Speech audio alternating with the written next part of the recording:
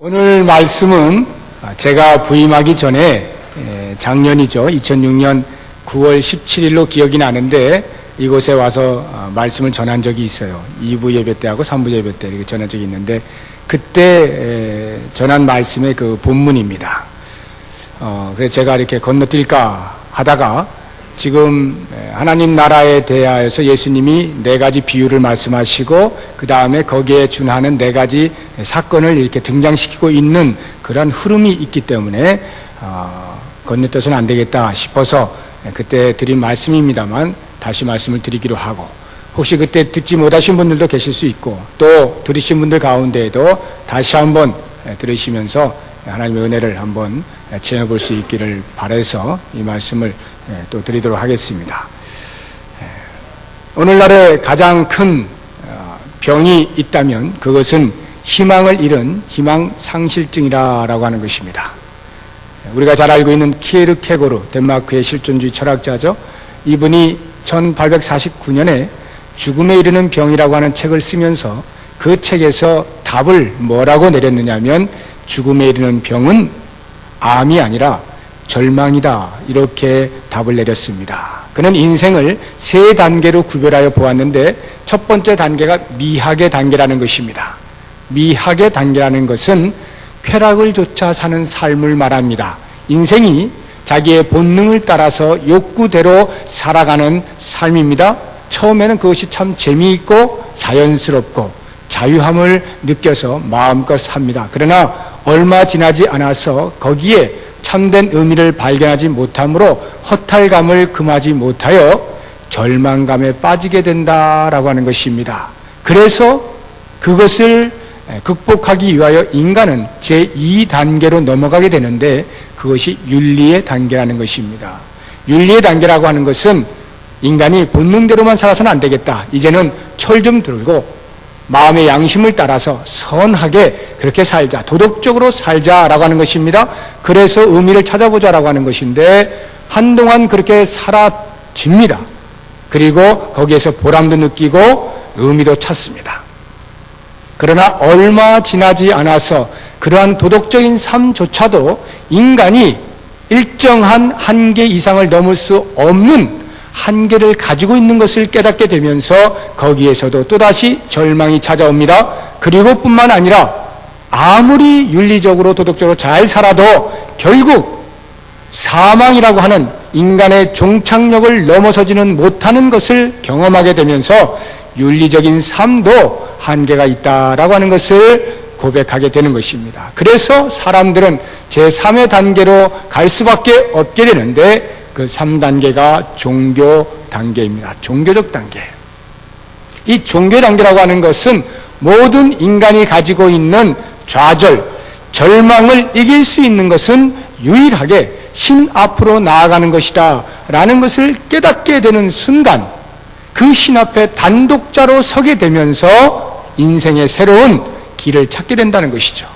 그래서 그렇게 신 앞에 선 단독자 인생이야말로 진정한 인간의 실존이다, 이렇게 설파를 한 것입니다. 이와 같은 키에르케고르의 인간 실존의 내용을 오늘 성경에서는 한 여인을 통하여 그대로 반추해주고 있습니다.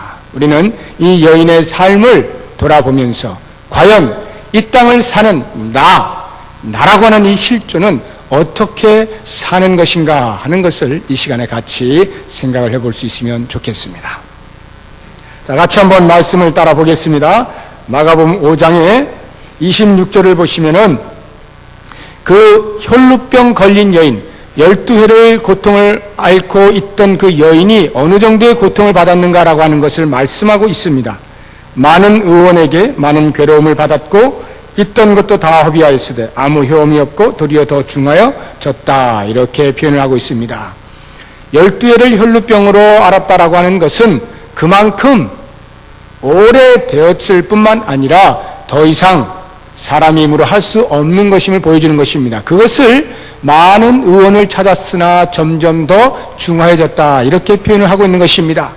얼마나 많은 세월 동안에 많은 의사들을 찾아다니며 병을 낫기를 애를 썼겠습니까?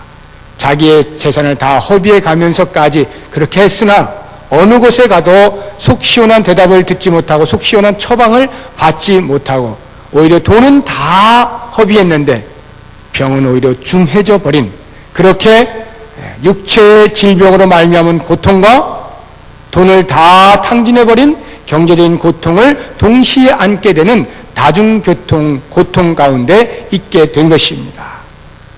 그러나 이 여인에게 있어서 더 큰 고통이 있다고 한다면 그것보다 눈에 보이지 아니하는 공동체로부터의 소외라고 하는 고통이 있었던 것을 우리는 알아야 합니다. 당시 혈루병은 율법에 의해서 문둥병과 함께 부정한 병으로 취급받던 병입니다. 레위기 15장에 보시면은 자세하게 유출병에 대해서 나와 있습니다. 이 유출병이라는 것은 오늘날로 하면 하혈 증세를 하는 것인데 그냥 자연 생리적으로 생체 리듬학적으로 이렇게 하혈하는 것이 아니라 어떤 질병에 의해서 하혈을 하는 것을 말합니다. 이러한 병은 율법이 이건 하나님께로부터 저주를 받은 부정한 것이다 라고 해서 이 사람이 있는 곳도 부정해지고 이 사람이 만지는 것마다 전부 다 부정해집니다. 그래서 그 부정을 씻으려면 빡빡 씻거나 제사장에게 보여서 허락을 받거나 이렇게 해야 합니다. 하루 이틀 할 수 없잖아요. 그러니까 사람들은 아예 이 병든 사람을 옮겨버리는 것입니다. 성문 밖에 내치는 거예요. 그래서 공동체로부터 격리를 시킴으로써 그 사람이 완전히 소외된 삶을 살도록 그렇게 만듭니다. 그리고 하나님으로부터 저주를 받은 병이기 때문에 그래도 된다라는 생각을 가지고 있는 것입니다. 이렇게 공동체로부터 소외를 받은 여인에 대한 감정을 여러분들이 한번 상상을 통해서 추적을 해보십시오. 만약 이 자리에서 사람들로부터 공동체로부터 소외를 당한, 요즘 말로 하면 왕따를 당해본 경험이 있으신 분들은 아마 이 여인의 심정을 아주 그대로 같이 감정이입을 하실 수가 있을 것입니다. 그러나 만약 그런 경험이 없으신 분이라 할지라도 한번 상상을 통해서 그 감정을 추적을 해보자는 거죠. 야, 그 마음이 많이 아프겠다. 상처가 크겠다. 이 정도가 아니라 어떤 감정들이 발생할 수 있을까 한번 생각을 해보자는 거죠. 어떨 것 같습니까? 사람들로부터 따돌림을 당할 때 한 번, 두 번 한숨을 푹푹 쉬다가 땅을 좀 치지 않겠습니까? 그러다가 점점 자기 자신이 미워지는 거예요. 그래서 막 원망을 해요. 왜요? 내가 왜 이 모양으로 태어났을까? 부모님 왜 나를 태어나게 해가지고 이 고생을 하게 만들까? 왜 이 아픔을 겪게 만드는 것일까? 자기가 그렇게 미울 수가 없어요. 그래서 막 자기 자신을 치는 것입니다. 원망하는 것이에요. 그러다가 그런 감정이 어느 순간 그 모든 자신을 향했던 그 눈빛이 상대를 향하여 가게 될 때 그 모든 미움들이 그쪽으로 쫙 번지는 것입니다. 그리고는 자기를 따돌린 그 사람들에 대하여 분노의 감정이 생기기 시작하는 것입니다. 아무리 내가 병이 들었다고 해서 내가 뭘 잘못한 것인가? 나도 모르게 이렇게 된 것인데 내 부모조차도, 내 가족조차도, 내 친한 친구들조차도, 나의 공동체조차 나를 이렇게 멸시하다니, 나를 따돌리다니 괘씸한 마음이 생기고 분한 마음이 생기고 화가 막 솟구쳐 오르는 것입니다. 그래서 결국 그의 마음 가운데는 칼을 가는 일이 생깁니다. 언젠가 한번 두고 보자. 내가 이 병 낫기만 하면 너 언제 한번 내가 본때를 보여주겠다. 이러한 감정이 막 생기는 거예요. 그래서 막 칼을 갈아요. 열심히 복수의 칼을 갈고 한 해 두 해를 견뎌냅니다. 그러나 한 해 두 해 3년 4년 5년 계속 지나면서 그 갈았던 칼이 얼마나 무뎌지는지 점점 어떻게 돼가겠습니까?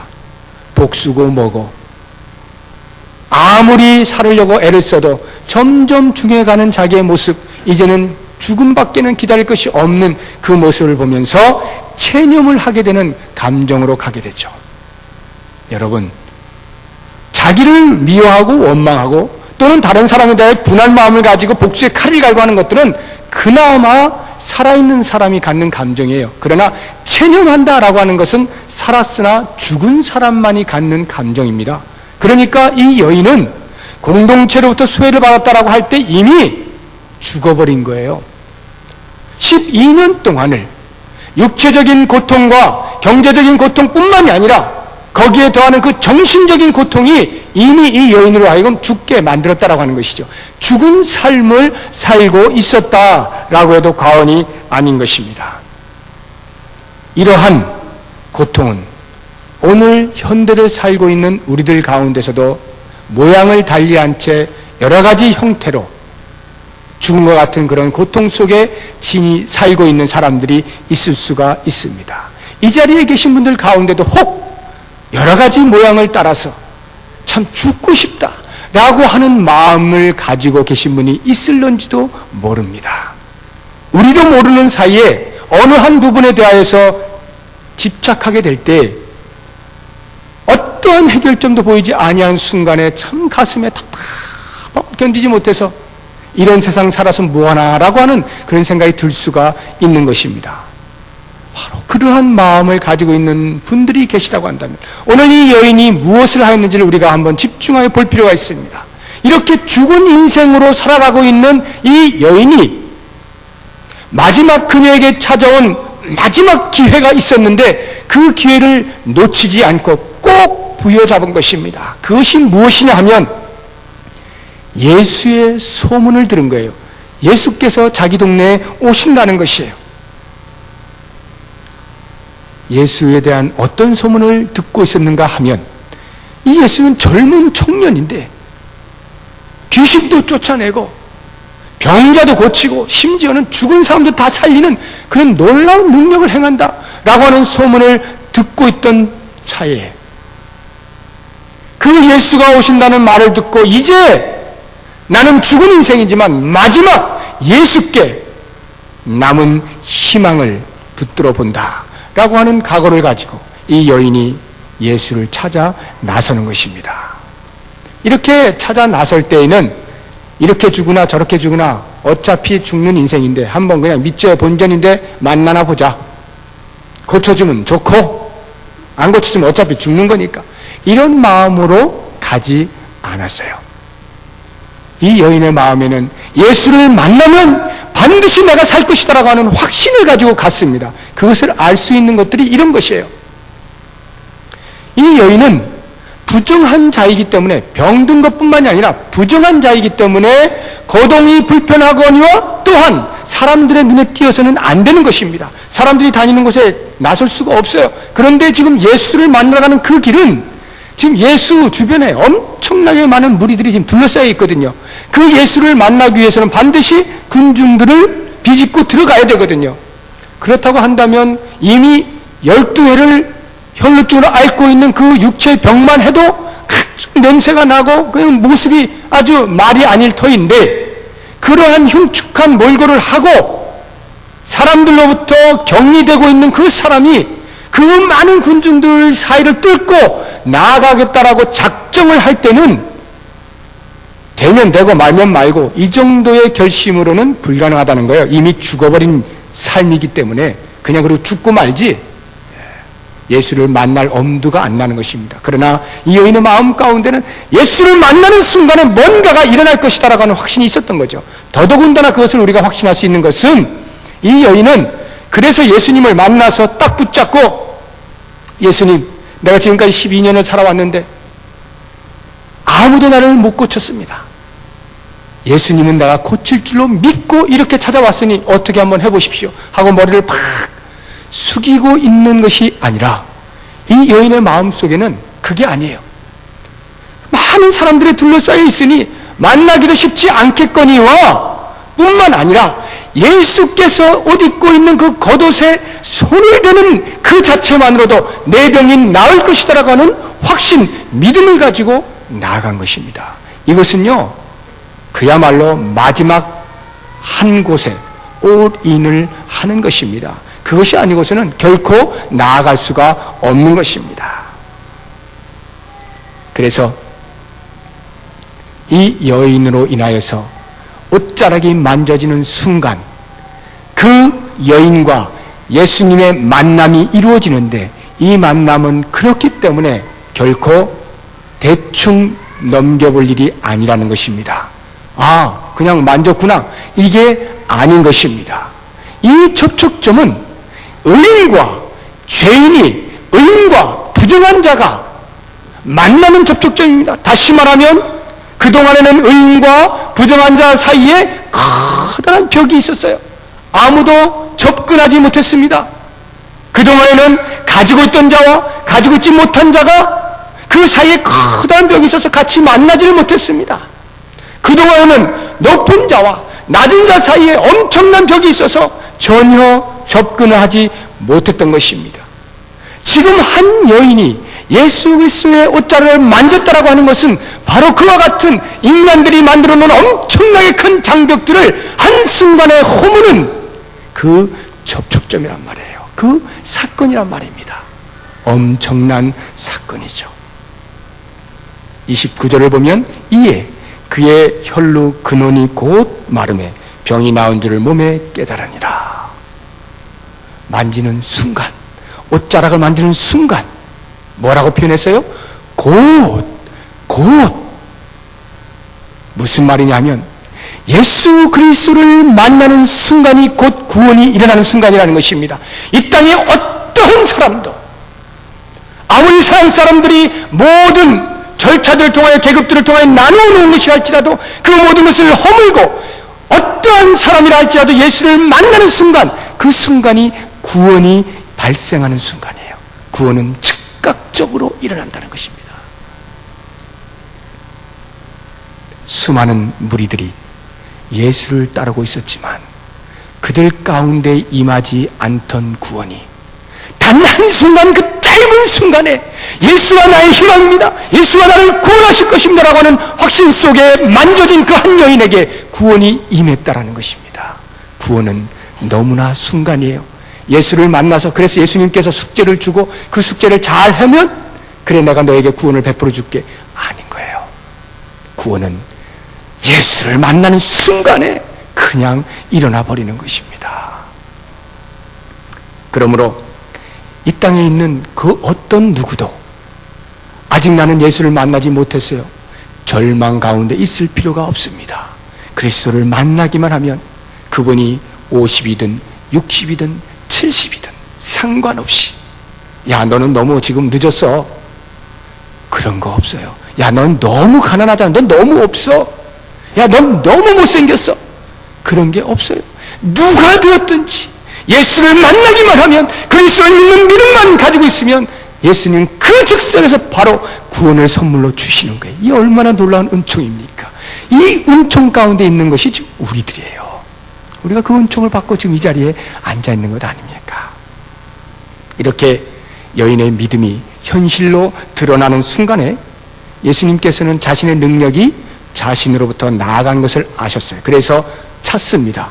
누가 내 옷에 손댔니? 이렇게 물어요. 그러니까 곧바로 그 옆에 있던 제자들이 막 속으로 깔깔깔깔 거리는 거예요. 아이고 예수님 참 답답하시기도 하지, 지금 이 수많은 사람들이 막 밀리고 막 이러고 있는데 무슨 누가 손을 댔다고 말을 합니까? 지금 한두 사람 손 닿습니까? 엄청나게 많은 사람들이 지금 스치고 지나갔는데 그 뭘 두리번거리고 있습니까? 그리고 이 제자들의 관심은 온통 어디에 있어요? 지금 예수님의 가는 그 발걸음에 있어요. 왜요? 이 발걸음이 지금 어떤 발걸음이냐 하면 혈루병 걸린 여인을 만나러 가는 발걸음이 아니었고, 지금 회당장의, 그 당시에 최고의 유력자 회당장의 딸이 막 죽게 생겨서 이 회당장이 예수께 쫓아온 겁니다. 예수님 제발 당신이면 살려줄 줄 믿사오니 제 딸을 살려주세요, 저희 집에 좀 가주세요. 막 피를 가지고 겨우겨우 허락 맡아서 지금 가고 있는 길이거든요. 그러니 얼마나 빨리 갔겠어요? 막 총총 걸으면 쫙. 그리고 모든 무리들은 과연 예수님께서 그 딸을 살릴 수 있나 없나 보자 쫙 가고 있는 중이었거든요. 그 길에 갑자기 이 여인이 들이닥쳐가지고 이 일을 하는 것이거든요. 그러면 제자들이 생각할 때는 어떻습니까? 지금 안 그래도 빨리 가야 할 판에 그 많은 사람들이 밀고 해서 옷이 막 닿았을 텐데 왜 갑자기 서서 가시던 길 빨리 안 가고 누가 내 옷에 손댔어 묻기를 왜 하십니까? 답답하죠. 제자들이 볼 때는. 그러나 예수님께서는 어떻습니까? 그 제자들의 답답해하는 마음에 전혀 아랑곳하지 아니하시고 신경도 안 쓰셔, 거들떠보지도 않으시고 계속 두리번거리는 거예요. 누구냐 찾는 거예요. 그때 이 여인이 더 이상 숨어 있을 수 없어서 튀어나옵니다. 어떻게 튀어나오냐면 두려움과 떨림으로 튀어나왔어요. 왜요? 이젠 죽었잖아요. 여자가 남자 건드렸으니 죽었죠. 천한 여인이 가장 고귀한 랍비 건드렸으니 죽었죠. 그것뿐만 아니라 부정한 자로 율법에 낙인 찍힌 자가 가장 거룩한 자, 깨끗한 자를 만져버렸으니 예수가 부정 타버렸잖아요. 그러니 얼마나 지금 혼날 걸 좀 예상하겠어요.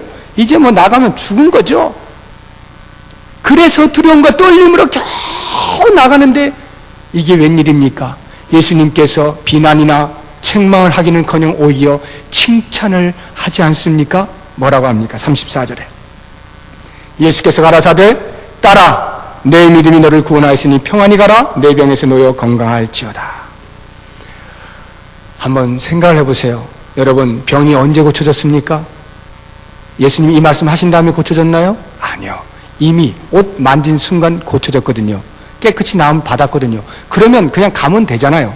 왜 예수님께서 그 병 나은 사람 다시 불러다가 그렇게 두렵고 떨린 마음을 갖고 나오게 만드냐라고 할 때에 예수님께서는 모든 사람 앞에 이 여인이 깨끗이 나았음을 알게 하고 선포하고 다시는 지금까지 그 여인에 대하여 보냈던 차가운 눈초리, 냉대, 비난, 손가락질 이 모든 것들을 하지 못하도록 만드시는 거예요.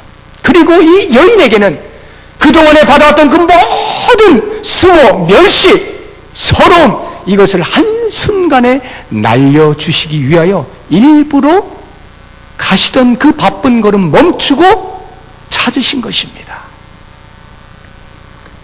그렇게 공식적인 선언을 하기 위해서만이 아니라 한 걸음 더 나아가 예수님께서는 그 여인으로 하여금 이제 너의 신분이 완전히 바뀌었다. 너는 이제 새로운 공동체의 사람이다라고 하는 것을 알려주는데 그것이 바로 따라 이거예요. 따라. 내 따라. 너는 이제부터 나의 공동체 안에 한 멤버다. 일원이다. 내 식구야. 이것을 말해주고 있는 것입니다. 아무도 거들떠보지 않고 모두가 공동체로부터 쫓아냈던 그 여인을 예수님께서는 다시 받아들이고 있으니 이 여인이 언제 한번 제대로 공동체의 그 따스한 사랑의 손길을 체험해 본 적이 있습니까? 바로 이 순간 예수의 그 따스한 손길, 그 따스한 음성 앞에 완전히 녹아지는 거죠. 그리고는 그 여인을 향하여 예수님이 한마디 더 하시죠. 따라 평안히 가라. 평안을 가지고 가라. 평안과 함께 가라. 너는 이제부터 평안이다. 무슨 말이에요? 온갖 두려움과 떨림과 멸시로 가득했던 그 인생, 더 이상 희망이 없다라고 좌절해버렸던 절망 중에 있었던 그 인생에 대하여 너는 지금부터 평안이다. 자유자다. 해방자다. 이 선언을 해주시면서 그의 가는 발걸음에 축복을 해주시는 것입니다. 예수님께서 이 여인을 찾으셨던 것은 바로 이것 때문이에요.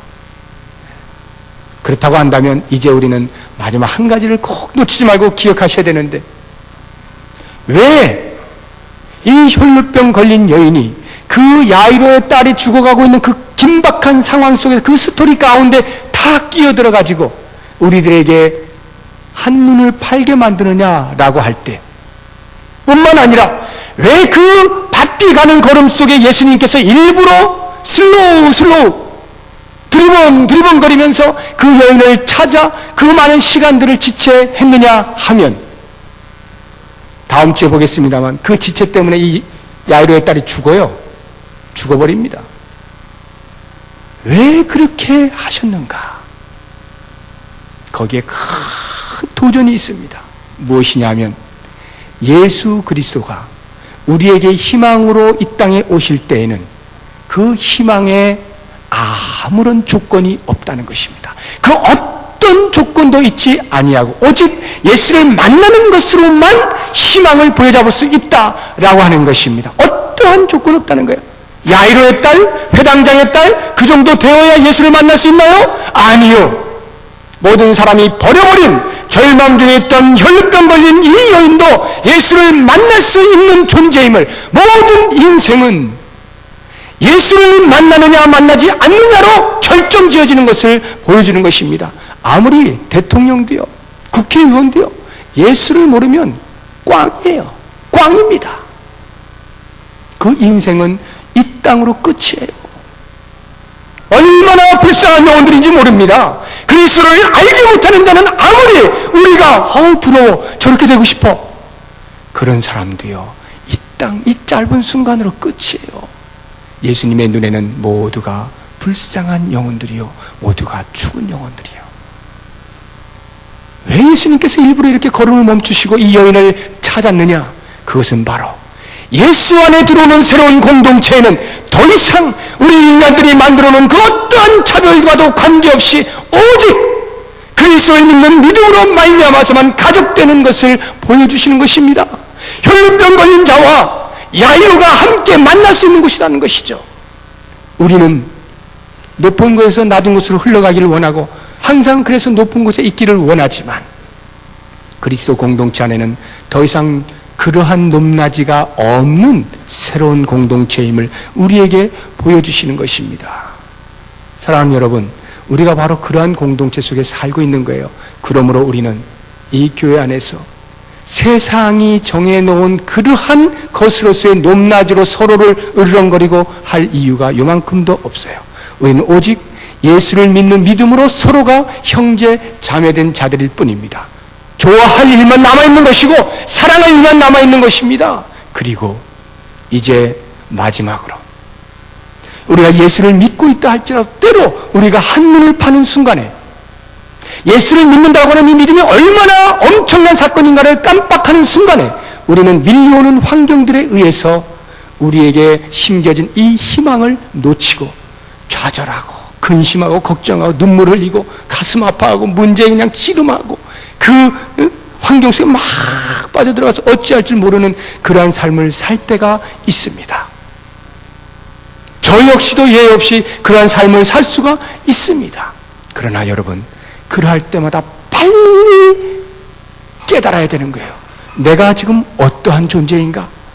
내가 어떠한 존재, 예수를 만났다고 하는 것이 어떠한 존재인가? 다시 한번 기억하고 이미 모든 것을 희망으로 주신 예수를 만난 이 사건, 구원의 사건, 여기에 내 주변이 아무리 나를 옥죄어온다 할지라도, 아무리 나를 둘러싸고 있다 할지라도 나를 어찌할 수 없는 것임을 깨닫고 환경에게 무릎을 꿇고 빌고 하지 마시고 그 모든 환경을 뛰어넘을 수 있는 엄청난 희망을 주신 예수 그리스도를 바라보고 그분을 바라보고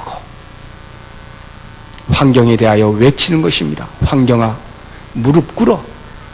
그리스도 앞에 무릎을 꿇게 만드는 것입니다. 그래서 내 마음이 막 쪼그라들고 어찌할지 모르는 두려움과 떨림으로 이제 나는 죽었다고 생각되니 어떤 그러한 경우에도 내 안에 계신 예수 그리스도로 말미암아서 다시 한번 힘을 얻으시고 독수리가 날개치고 올라온 것 같은 창공을 향해 뛰는 그러한 멋진 삶을 그리시면서 이 세상에 대하여 다스리고 정복하라는 주님의 문화 명령을 따라서 오직 예수 그리스도만이 희망이십니다. 담대히 외치고 승리하실 수 있는 우리 모든 성도님들 되시기를 예수님의 이름으로 축원합니다.